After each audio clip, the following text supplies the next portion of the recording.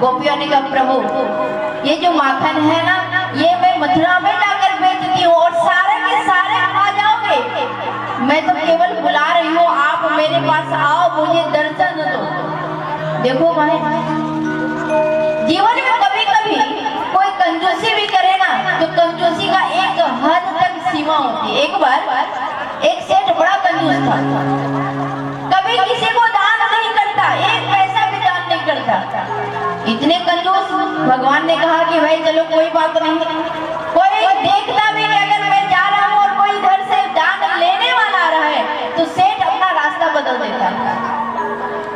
तो एक दिन उसकी पत्नी ने कहा कि सुनो जी आज गंगा जी का फल मिलता है स्नान करने से, तो थोड़ी गंगा जी के स्नान करके आओ।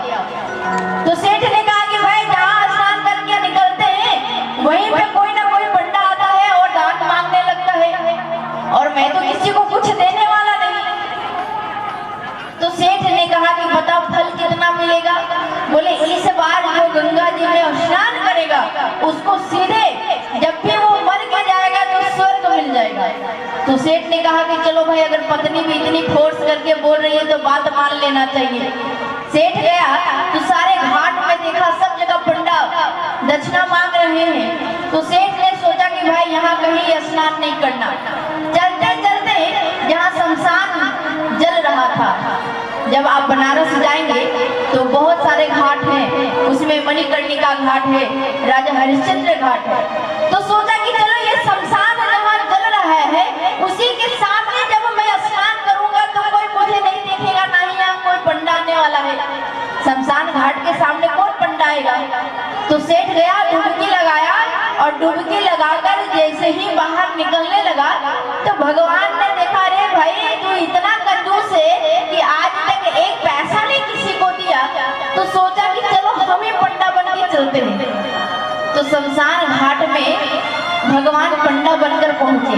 अब सेठ जैसे ही डुबकी लगाकर निकला, भगवान ने कहा अरे सेठ तूने गंगा स्नान किया है, लाओ मेरी दक्षिणा। अब सेठ देखा रे यहाँ भी पंडा आ गया। तो सेठ ने कहा भाई कितना दूं? बोले ज्यादा नहीं, बस 1 रुपया दे दो। पंडा ने कहा कि 1 रुपया मुझे दे दो। सेठ ने कहा कि प्रभु अभी तो मेरे पास 1 रुपया भी नहीं है, हम तो स्नान करने आए थे। तो ऐसा काम करो मेरे घर पे तुम आ जाना। भगवान ने कहा कि अच्छा है, पंडा बने हुए थे लेकिन सेठ की कंजूसी की हद देख रहे थे। भगवान ने कहा कोई बात नहीं, मैं तुम्हारा घर आता हूँ। सेठ गया और जाने के बाद अपनी पत्नी से कहा कि देखो कोई भी यहाँ मांगने आ जाए तो बोलना कि मैं घर पे नहीं हूँ। अब जैसे ही सेठ अंदर गया तो भगवान पीछे से पहुंच गए, कहा राम राम। पत्नी निकली, बोली राम राम, पंडा जी आप आए हो? बस सेठ से जाकर बोल दो 1 रुपये मेरे उधार लिए हुए हैं। अब वो सेठानी अंदर गई, बोली क्यों जी तुम इतने बड़े सेठ होकर और उधारी का काम करते हो, पंडा जी का 1 रुपया लेकर आ गए। सेठ ने कहा अरे मैं वही तो कह रहा था कि कोई भी पंडा आए तो बताना मत कि मैं घर पे हूँ। बोले मैं तो बोल दी। बोले जाओ फिर से बोलो कि मैं भूल गई थी घर पे सेठ जी नहीं है। सेठानी निकली और कहा सुनो जी पंडा जी हमारे जो सेठ जी हैं वो घर पे नहीं है। तो पंडा जी ने कहा कोई बात नहीं, सेठ घर पे नहीं है तो एक दिन के बाद तो आएगा। चलो कोई बात नहीं, मेरी जो गद्दी है यही लगेगी, मैं तुम्हारे यहाँ खाना पीना खाऊंगा और जब तक सेठ नहीं आता है यही रहूंगा। सेठानी अंदर गए, बोले सुनो। बोले क्या है? वो पंडा तो कह रहा है कि यहीं पे रहेगा, खाना पीना ऊपर से खाएगा और जब तक तुम नहीं उनके पास जाओगे तब तक रहेगा। सेठ ने कहा भाई ये तो 1 रुपया बचाने के चक्कर में 10 रुपये का चक्कर लग गया। तो जाकर पंडा जी से कहो कि सेठ बड़े बीमार चल रहे हैं।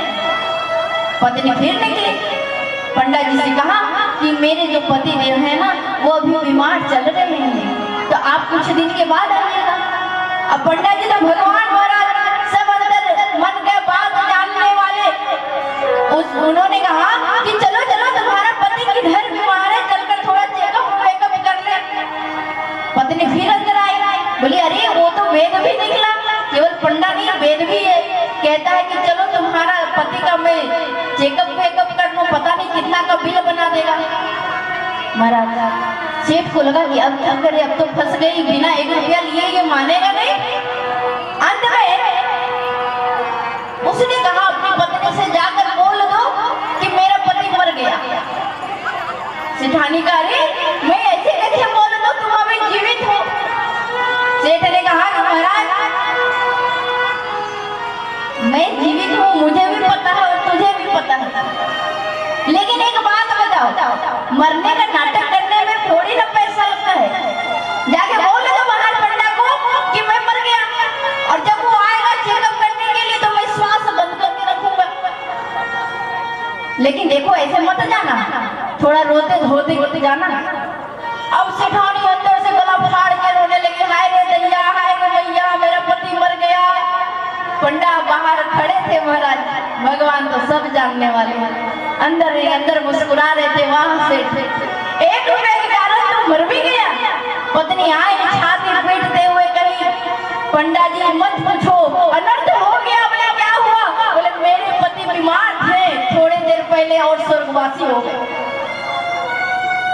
पंडा जी ने कहा कोई बात नहीं, तुम तो अकेली हो, और अकेली अबला स्त्री कहाँ जाएगी। चलो तो फिर उसको दाह संस्कार करने की जो कर्म होता है सबके लिए मैं इंतजाम कर रहा हूँ।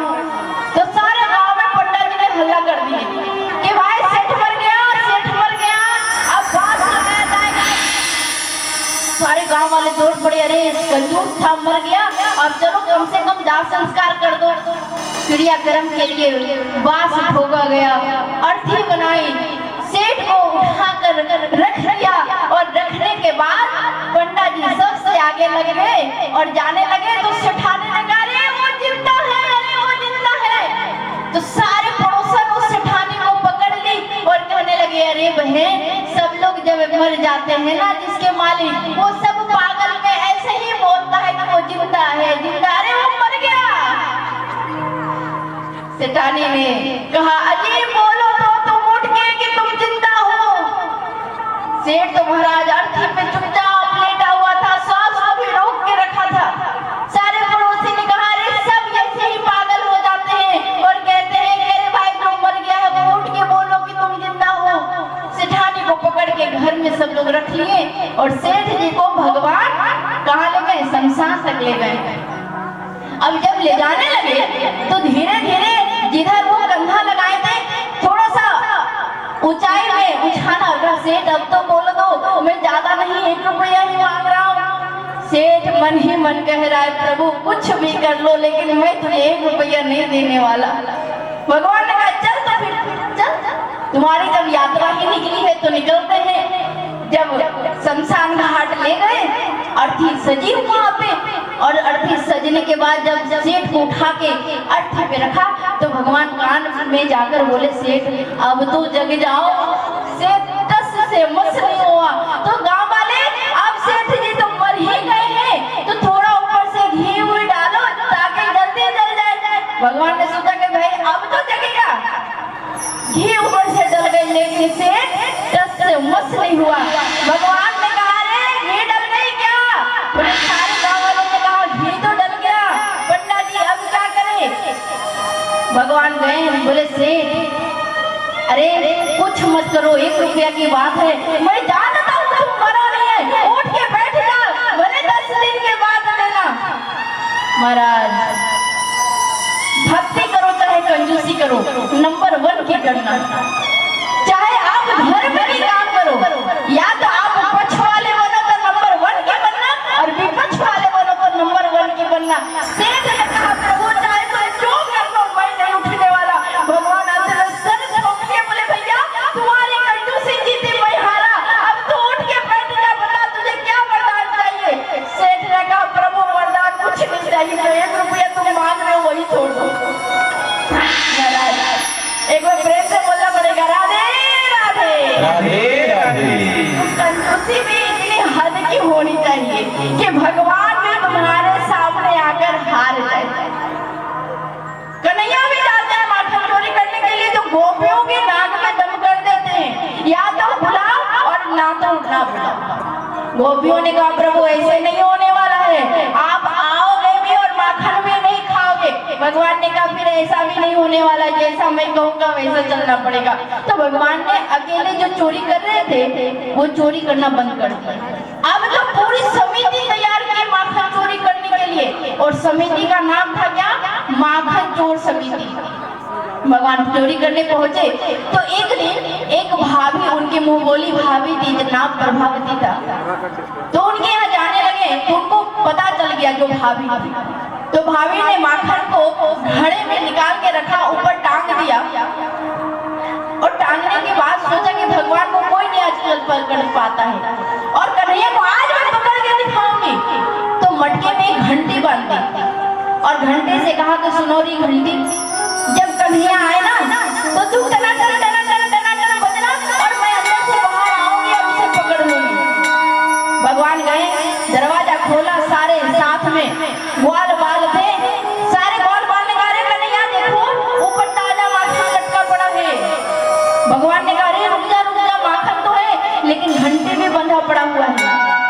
भगवान घंटी के पास गए और कहा क्यों नहीं घंटी, तू उसको ही सुनेगा या मेरा सुनेगा, क्योंकि मैं तो दुनिया का मालिक हूँ। घंटी ने कहा प्रभु मैं तो आपका सुनने वाला हूँ, तो घंटी जब तक मैं चोरी ना कर लूँ ना तब तक तू बजना मत। घंटी ने कहा प्रभु जैसी आपकी आदेश। अब माखन का मटका नीचे उतरा, सारे ग्वाल बाल खाने लगे और खाते खाते एक ग्वाल बाल ने देखा क्या कि कन्हैया तो माखन एक भी कोर नहीं खाया। अरे सारे माखन तो हम ग्वाल बालों के बीच में बांट दिया है और इन्होंने तो माखन नहीं खाया। तो हाथ में एक कोर माखन का उठाया और कन्हैया के पास चलकर आ गए और कहा कान्हा तू तो बड़ा देर से कुछ खाया नहीं है, एक बार माखन खा ले। कन्हैया ने कहा मैं नहीं खाने वाला। नहीं कन्हैया तुझे खाना पड़ेगा। और इतना कह के जैसे ही माखन का जो कोर है कन्हैया के मुंह में डाले तो घंटी टनाटन टनाटन टनाटन बजने लगा। अब जैसे ही घंटी बजा तो प्रभावती जो अंदर छिपी हुई थी बाहर निकली दौड़कर कन्हैया को पकड़ लिया। महाराज सारे बाल बाल जो थे 9 2 11 हो गए। कन्हैया ने कहा क्यों भाभी मुझे क्यों पकड़ी? बोले कन्हैया तू तो बड़े दिन से सबके यहाँ माखन चोरी करता है लेकिन आज तक तुझे कोई रंगे हाथ नहीं पकड़ रहा है, आज मैं तुझे रंगे हाथ पकड़ती हूँ। चलो आज मैं से तुम्हारी शिकायत करती हूँ। अब जैसे ही पकड़कर प्रभावती ले जाने लगी तो भगवान ने कहा रे भाभी थोड़ी सी रुक जाओ। बोले क्यों? बोले इस घंटी से थोड़ा हिसाब किताब करना है। भगवान गए उस घंटी के पास और कहा क्यों रे घंटी तू बीच में क्यों बजी? तो घंटी ने कहा प्रभु एक बात बताओ, ये मैं नहीं कह रहा हूँ, ये जो वेद शास्त्र है ना वो कह रहे हैं कि जब भी कोई गोविंद भोग लगाए तो बिना घंटी का भोग नहीं लगता है और आप भोग लगा रहे थे तो मेरा तो बजना स्वाभाविक था। प्रभु भगवान ने कहा मैं भोग लगा इसलिए तू बच गई। अब बता प्रभावती मुझे पकड़ ली और ये शिकायत मैया के पास जाएगी। घंटी ने कहा प्रभु आप जब तक चोरी करते तब तक तो मैं बजी नहीं, लेकिन अब बीच में आप भोग लगाने लगे तो मैं क्या करूं? प्रभावती पकड़ी है कन्हैया को ले जाने लगी तो पीछे पीछे उसका देवर भी सोचा कि भाई अब कन्हैया अगर आज मैया के पास चले गए तो मैया बड़ा मारेगी। आधा रास्ता पहुंचे तभी तक एक उधर से बुजुर्ग आने लगे। प्रभावती नई नवीन दुल्हन थी, माथे पे घूंघट सरकाई और जैसे ही माथे पे घूंघट सरकाई महाराज कन्हैया ने कहा भाभी ओ भाभी। प्रभावती ने कहा क्या बात है कन्हैया? बोले जिस हाथ को तूने पकड़ के रखा है ना वो हाथ बड़ा दुख रहा है, ऐसा करो ये हाथ छोड़कर दूसरी हाथ को पकड़ लो। तो भाई भाभी तो भोली भाली थी और पीछे पीछे उसी का देवर जा रहा था बचाने के लिए। तो भाभी ने भी सोचा क्योंकि कन्हैया ज्यादा नहीं 3 साढ़े 3 साल के बड़े थे, तो भाभी ने सोचा कि भाई सही में कहीं हाथ दुख रहा हो तो दूसरा हाथ पकड़ने के लिए कहा कि भाई दूसरा हाथ लाओ। तो कन्हैया हाथ छुड़ाए और दूसरे हाथ की जगह जो उनके ग्वाल बाल पीछे जा रहे थे उसके हाथ पकड़ा था और खुद गए नंद भवन में जाकर छुप गए। प्रभावती पहुंची, आवाज लगाई मैया ओ मैया दरवाजा तो खोलो। यशोदा मैया निकली तो देखा क्या कि सामने प्रभावती खड़ी है। क्या हुआ? बोले मैया आज तुम्हारे छोरे ने मेरे घर में आकर माखन चोरी की है। अच्छा तो कन्हैया का ऊपर से नीचे देखे महाराज, कन्हैया तो कोई नजर ही नहीं आ रहा है। तो कहा प्रभावती पहले अपने घूंघट तो हटा और देख तो तुम्हारे हाथ में किसका हाथ है। प्रभावती ने जैसे ही घूंघट हटाया तो महाराज देखा क्या, वहां तो कन्हैया है ही नहीं, वहां तो दूसरा कोई हाथ में पकड़ा है। तो उन्होंने कहा क्यों रे छोरा, तू कहां से आ गया? उन्होंने कहा भाभी आधे रास्ते से जबरदस्ती पकड़कर मेरे को लाई हो और अभी कहती हो कि तू कहां से आ गया। और तभी कन्हैया भवन के अंदर से निकले और पूछा भैया कौन आया है? अरे देख तुम्हारी भाभी आई है। अच्छा मैया क्यों आई है? बोले तुम्हारी शिकायत लेकर आई है। कौन सा शिकायत? मैया ने कहा तूने इसके घर में जाकर माखन चोरी की है क्या? नहीं मैया, मैं माखन चोरी क्यों करूं? अरे जिसके बाबा के यहाँ 1.25 लाख गैया हो, 1-2 गाय नहीं 1.25 लाख गाय हो, तो उसके यहाँ माखन चोरी करने की बात कैसे होगी? अरे माखन चोरी तो वो करेगा जिसको खाने के लिए नहीं मिल रहा है, लेकिन मेरे पास माखन मिश्री की कमी है क्या? मैया ने समझा कि सही में इसकी शिकायत सब लोग कर रहा है महाराज। कन्हैया को हृदय से लगा लिए हैं और प्रभावती को लगा कि जब वात्सल्य उमड़ता है ना माताओं का बच्चों के प्रति, तो वो ममत्व के सामने किसी की शिकायत नहीं चलती है। प्रभावती चली वापस और एक दिन कन्हैया घूमते घूमते गोकुल के गलियों में देखा प्रभावती कहीं जा रही है। कहा क्यों रे भाभी कहाँ जा रही हो? बोले जमुना जी जा रही हूँ जल लेने के लिए। अच्छा जाओ जाओ अच्छी बात है। अरे कन्हैया तू कहाँ घूम रहा है अकेला अकेला? कन्हैया ने कहा भाभी मैं तो बस यूं ही घूम रहा हूँ, आजकल मैं माखन चोरी छोड़ दिया। अच्छा बात है कन्हैया, चोरी करना बुरी बात है। और प्रभावती जैसे ही गई जमुना जी में पानी भरने के लिए, तो महाराज कन्हैया जितने ग्वाल बाल थे सबको बुला कर ले आए और जो घर में माखन था सब माखन सबको खिलाए। और जब माखन बच गया तो सारे ग्वाल बाल ने कहा कन्हैया ये माखन क्या किया जाए? तो कन्हैया ने कहा कि देखो जो प्रभावती है ना उसकी आंगन की लिपाई पुताई बहुत दिन से नहीं हुआ है, तो इस माखन से क्या किया जाए? बोले इस माखन से उसके घर की आंगन की लिपाई कर दो। सारे ग्वाल बाल मिल के माखन से घर की लिपाई पुताई कर दी और जैसे ही लिपाई पुताई हुआ महाराज सब छिप गए। उधर से प्रभावती आई है माथे पे पानी का मटका लेकर, और जब आई तो महाराज माताओं में एक बहुत बड़ी क्वालिटी होती है कि माथा पे जितना बड़ा बोझ क्यों ना हो, और अगर कोई मिल जाए बीच रास्ते में और ये पूछ ले और कैसे हो गए, ओ मैया लोग की मत पूछो, बोझ ऐसे पकड़ लेगी और उसके बाद लोग बात करना स्टार्ट। महाराज जब उसके माथे पे वो बोझ भारी नहीं लगता, क्यों? क्योंकि जो मन का बोझ है ना वो हल्का होते रहता है। अच्छा माताओं में एक बहुत बड़ी क्वालिटी है, बताइए क्या? 4 माताएं मिलकर बैठ जाएंगी और बैठने के बाद 4 की शिकायत करेंगी और अंत में उठते उठते कहेंगी अरे जाने दो हमको क्या लेना देना। ये जो मन की बोझ होती है ना माताओं में, इसीलिए माताओं में हार्ट अटैक की बीमारी जल्दी नहीं आती है, क्योंकि वो भाव प्रधान होती है। जब कभी कुछ हुआ तो किसी से कह के निकाल देती है, लेकिन पुरुषों में हर कहीं कहने की क्षमता नहीं होती है। वो ज्ञान प्रधान बुद्धि प्रधान होते हैं पुरुष, तो जो हार्ट अटैक की समस्या होती है पुरुषों में ज्यादा होती है। अब प्रभावती जो मटका लेकर आ रही थी तो नीचे नहीं दिख रहा है, सामने नहीं दिख रहा है, और पूरा जो आंगन है ना वो माखन से लिपा पोता हुआ है। अब जैसे ही एक पैर उठाकर रखी और दूसरा उठाई, इतनी जोर से फिसली कि सामने वाले दीवार से जाकर टकरा गई। भगवान ने कहा रे भाभी खैर मनाओ कि सामने ये दीवार था, नहीं तो तुम तो अपना नैयर ही पहुंच जाती। प्रभावती ने कहा प्रभु तुम तो मेरे जो बदला है शिकायत का वो तुम ले लिए हो। भगवान ने भी कहा कि जो मेरा भक्त बनता है उसके पास मैं दौड़ा चला आता हूँ, वो चाहे लाख मना करे लेकिन मैं वहाँ रुकता नहीं हूँ। इसलिए संत भी भगवान को धन के रूप में माने। हमारे हमारो धन राधा श्री राधा श्री राधा हमारो धन राधा श्री राधा श्री राधा हमारो धन राधा श्री राधा श्री राधा हमारो धन राधा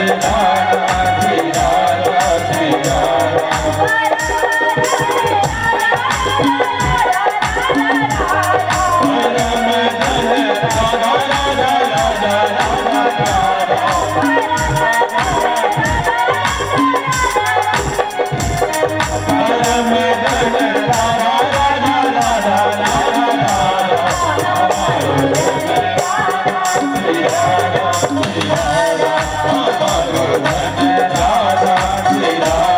श्री राधा